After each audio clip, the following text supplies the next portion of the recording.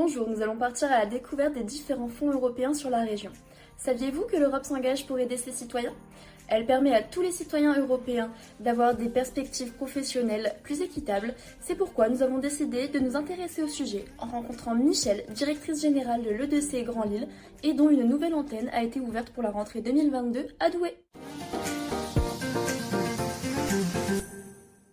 L'école de la deuxième chance Grand Lille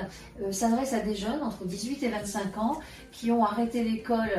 soit dans le collège, au lycée, voire en première année d'université, mais qui sont motivés pour s'en sortir.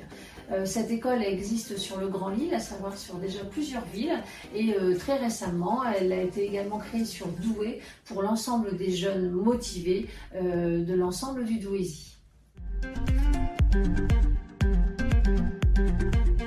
Alors, nous partons du principe que les jeunes qui s'adressent chez nous, à un moment donné, n'ont pas réussi donc, à poursuivre leur scolarité. Pour autant, ça ne veut pas dire qu'ils ne sont pas curieux et qu'ils ont surtout besoin de mieux connaître finalement notre société, notre environnement, les institutions, etc. Donc de fait,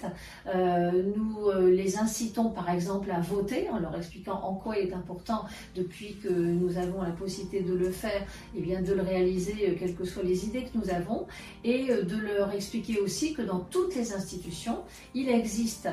la Commission européenne et qui là permet de voter pour des députés européens et à ce moment-là leur expliquer en quoi il est important et à quoi sert la Commission européenne. Et bien sûr, dans le détail, on peut ensuite leur dire que la Commission européenne, grâce à elle, elle finance par exemple le site de Douai et permet de les accueillir pour qu'ils puissent réussir leur voie professionnelle, trouver un emploi dans les meilleurs délais. Financement de la Commission européenne permettent de financer donc le fonctionnement de l'école à entre 10-15%, tout dépend des années sur le budget annuel, et permet de fait de couvrir aussi les frais générés par l'ouverture de l'école de Douai. Que nous bénéficions de fonds européens depuis déjà quelques années, donc de fait on est habitué à les remplir, même si de l'année en année les dossiers sont devenus de plus en plus complexes et que fort heureusement les services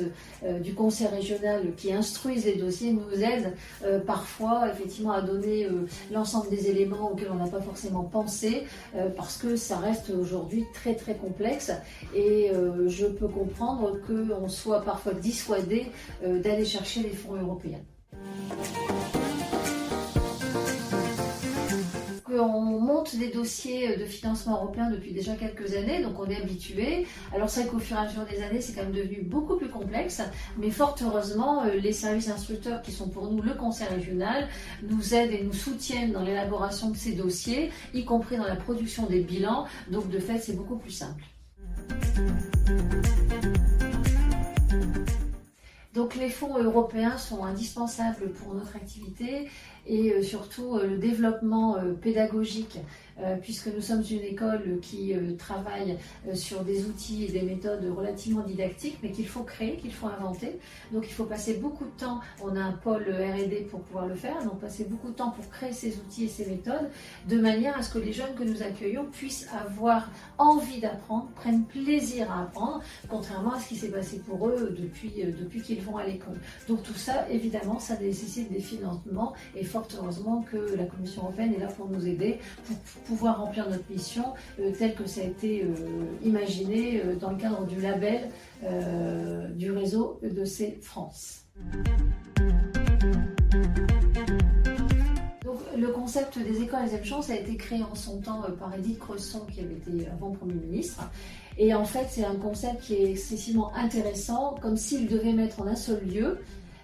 tout ce qui fonctionne pour la formation des jeunes demandeurs d'emploi qui effectivement sont en rupture scolaire ou universitaire. Donc quelqu'un qui a vraiment envie de s'en sortir, grâce à l'E2C, il va s'en sortir. Parce que ce sont des accompagnements individualisés, il y a des rendez-vous toutes les semaines, la personne elle est tout le temps suivie, d'une certaine manière c'est la haute couture. Donc c'est obligé de fonctionner. Donc tous les jeunes qui aujourd'hui se retrouvent sans rien, qui ont arrêté au niveau du bac ou du BEP,